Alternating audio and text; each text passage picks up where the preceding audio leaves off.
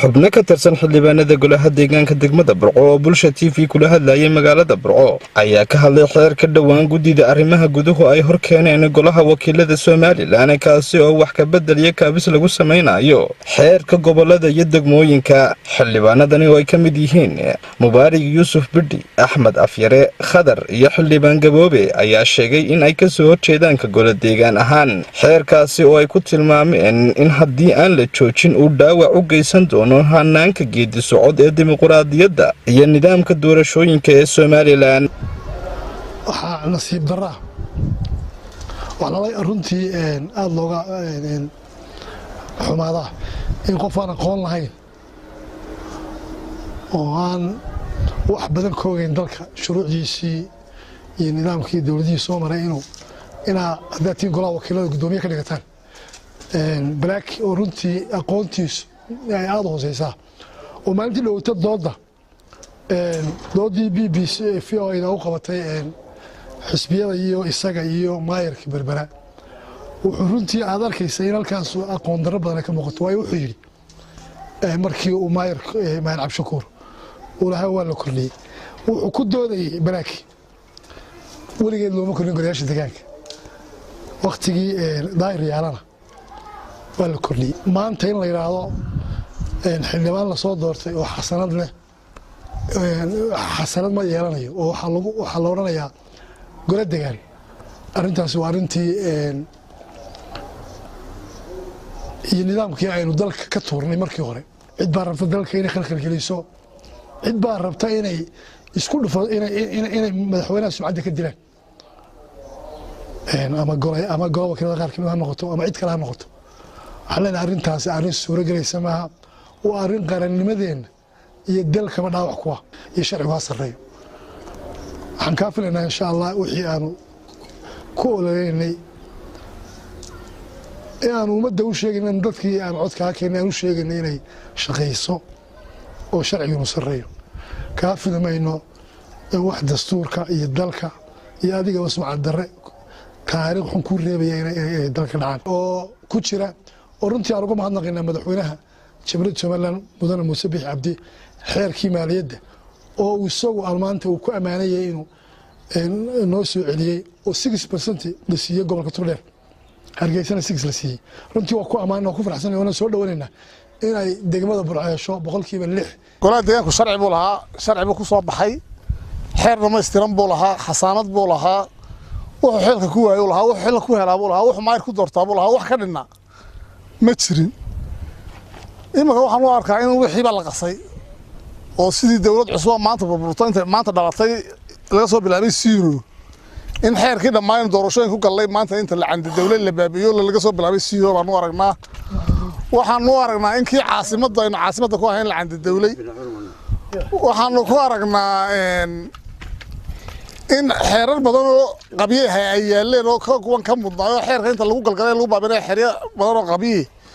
ay yaaleen kii saameey qaybsiga kamid ahaa kii waxa kamid ahaa kala xadeynta gobolada iyo degmooyinka kamid ahaa kii darafyada beelaha cabanaya kamid ahaa xeerar qabiye baa u yaalay baarlamaanka laakiin kii hore inay ku raftaan ma aha war waxaan leenahay in wadanka xeerkiisa la dumin xeer dhammaystiran baynu lahayn afti baynu qaadnay waynu codeynay xeer dastuur laba ahaayeen midna xeer buu ahaa midna dastuur ku ahaa labaduba iska may hor imanay kaabisiya wax ka dhiman in lagu daraa bay ahay laakiin in la burburiyo wixii golayaasha deegaanka lagu doortay ee ay xasaanada ku lahaayeen ee maayirada ku doorteen ee xilka ku waayeen ee cayina dee waxa weeye sharcigii oo dhan oo la burburiyay marka waxaan leenahay war sharciga hal ixtiraam wixii dhiman wax lagu daree hal ixtiraam sharciga baa leenahay baarlamaankana waxaan leenahay yaan la idin odhanin marba xeer baa meel looga soo dhiibay qof soo dhiibay idinku wax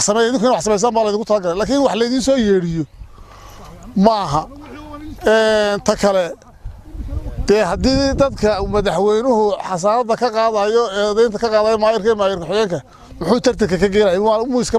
muu iska magacaabo laba sarkaal oo militariga muu iska magacaabo baan leenahay maadaama militarigu la doonaya laba askar la doonayaa dee iska magacaabay marka waxba uu dadka daalinay dimuqraadiyadu halka ku baaqato waxba yar lacagteeda la bixin haddaan doorasho sideeda loo qabanay golaha deegaanka waa gudidan arrimaha gudaha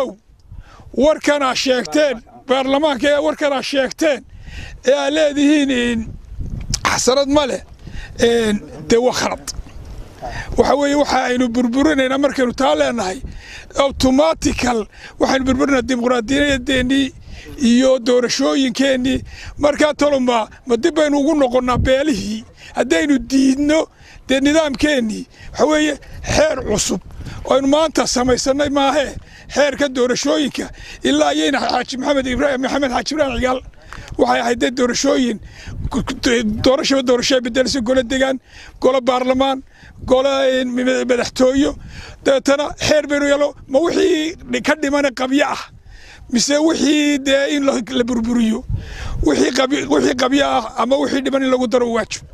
laakiin ma aha maanta in la burburiyo la yidhaahdo xasarad male golo degaan haddii la ka dhigo maayar iyo ku-xigeen mooyaane cid kale oo shaqaynaysa ma jirto dee malaha berigii dowladdii maxamed siyaad baraaban beri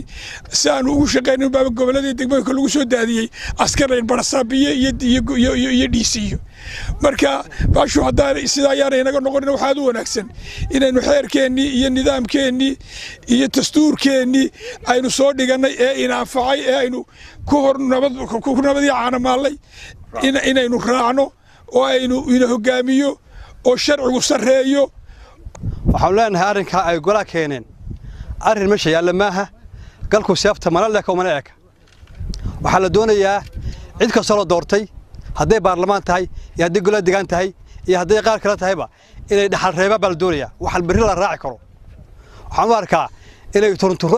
turunturo ku jirto turunturonayso dimuqraadiyaddii iyo wixii wanaagsanaa aynu kannay inoo kobcayey turunturadaana maaha in loo qariyo dadka in bilaadanka soo doortay in muddo ahaan loo qariyo maaha mudane madaxweyne bulshadeeda ku dooratay ha eegi wax maanta ku horyaalo keliya waxaad eegtaa bulshada ku dooratay iyo waxa lagaga baahan yahay waxa laga baahan waa maxay waa wixii aad ballan qaaday dadka dhalinyarada boqolkiiba 70 weeyaan waa inay shaqo abuur helaan waa inay helaan shaqooyin helaan waa inay sharaxaan haddii la halkan ay joogayaan anaga gacanta ku haynayna waa inay anaga bedelaan waa inay birhalkan dhigray meel ka soo dhigaan waxaan u arkaa arrinka maanta waa turunturadana haddii la soo qariyo waa ceeb weeyaan waa fahmi kaysa xirsi bulsha TV burco